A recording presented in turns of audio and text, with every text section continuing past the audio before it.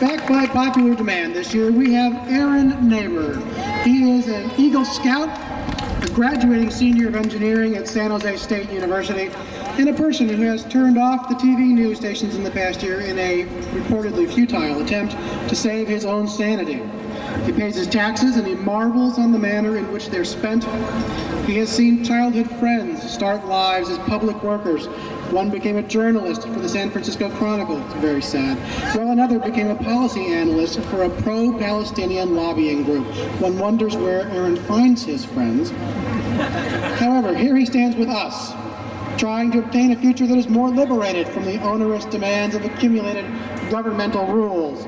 Aaron doesn't anticipate this future, but he hopes for it, and after his speech he wishes that someone out there can refute his dismal analysis and convince him otherwise. And with that, Aaron Neighbour. Thank you. Thank you. Now, I was very upset by what was said about me earlier. I came to San Jose 3 days ago. I turned on the 5 o'clock news, and this is no joke. Top of the story. Protesters at the university, known as Stanford, were trying to ban the CIA from participating in job fairs to reduce the choice of future employees of the federal government. This is wrong. However, I heard that San Jose just passed a new ordinance restricting further where you can smoke inside of the city. I applaud this great heroism on the part of San Jose. After that, no joke, the next story was about dogs being banned in certain parks in San Francisco. Welcome to the Bay Area, the land of ban. You know, it'd be so easy. Sorry, Aaron Neighbour now. Hi, guys. I would be such a good politician. I know I could make something banned instantly. Check this out. Motorcycles. Easy, right? Motorcycles kill 30 times more efficient in an accident than if you were driving a car. This leaves children orphaned.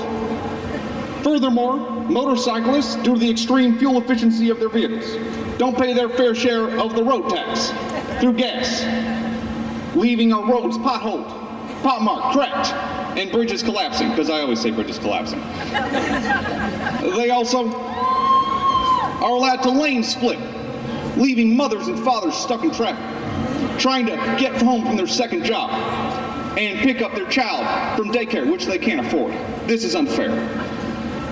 Furthermore, and most egregiously so, there was a child, 14 years old, named Susie Hernandez.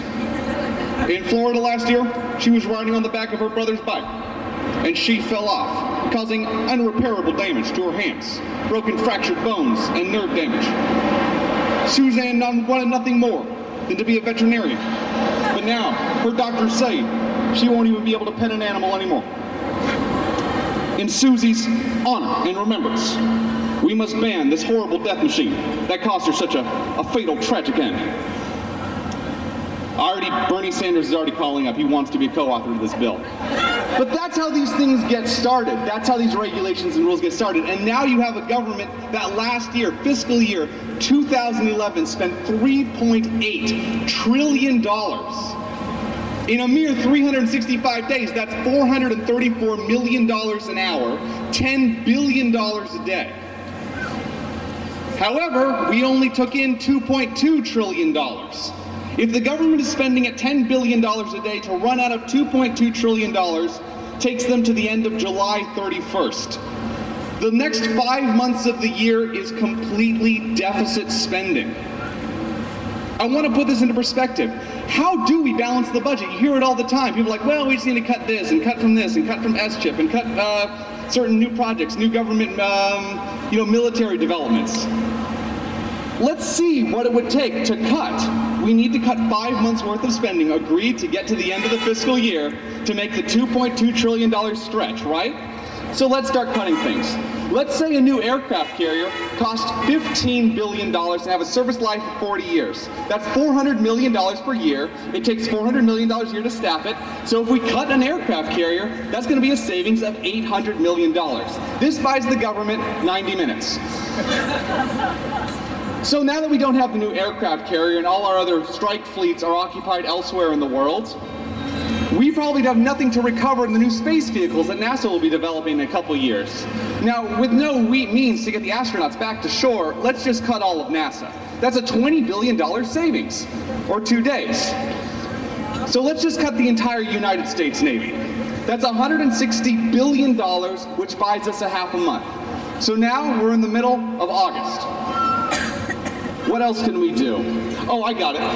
If there's no Navy, how will the Marines get to shore? So let's cut the Marines. If the Marines can't take the positions, the Army can't hold it, so let's cut the Army. If the Army's not there to hold it, there's no need for Air Force reinforcement, so let's cut the Air Force, and for the sake of simplicity, let's just cut the Coast Guard.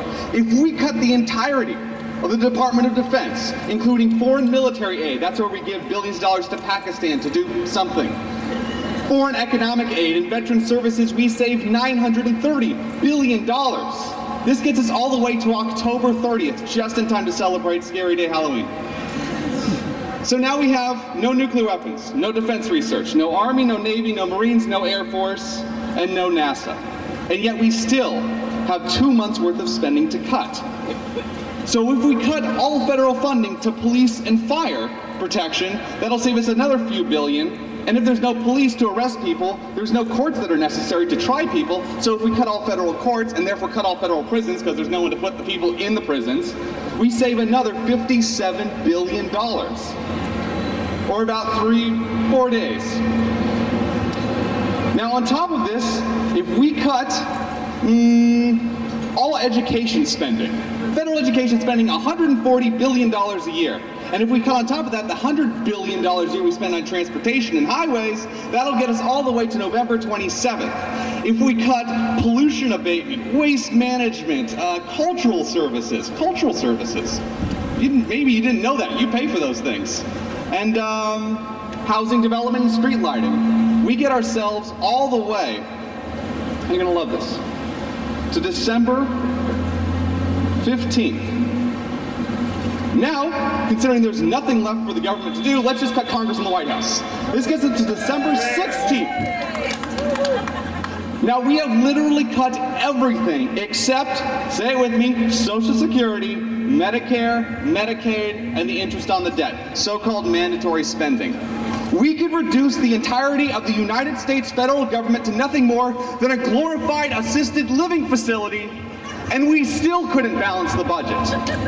What this says is that talks about budget cuts have gone far beyond what they need to be discussing. We need to fundamentally rethink how this whole system is going to pay for itself.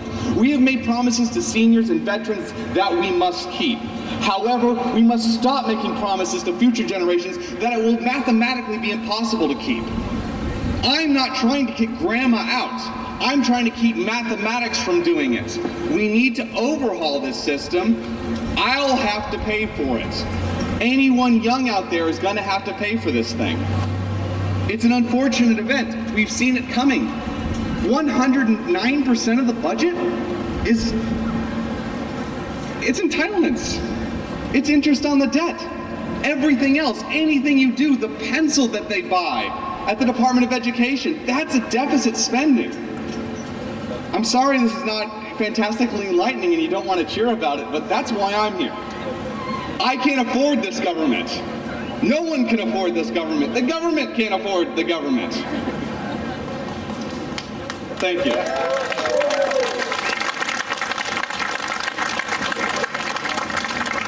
And because everyone went on so long, I'm not going to talk for much longer. I just wanted to say thank you for coming out here.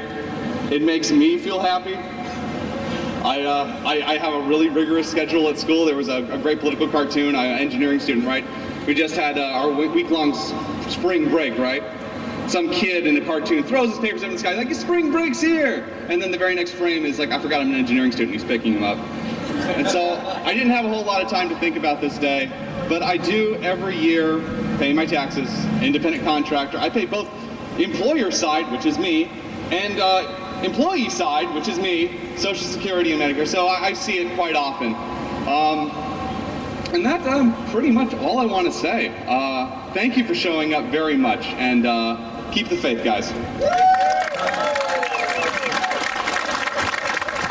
Thank you, Aaron. We appreciate you coming here every year, and thanks very much. Now, if somebody out there can, I don't know, slip the guy a vodka and tonic or something to cheer him up a little bit, that might be a good thing to do.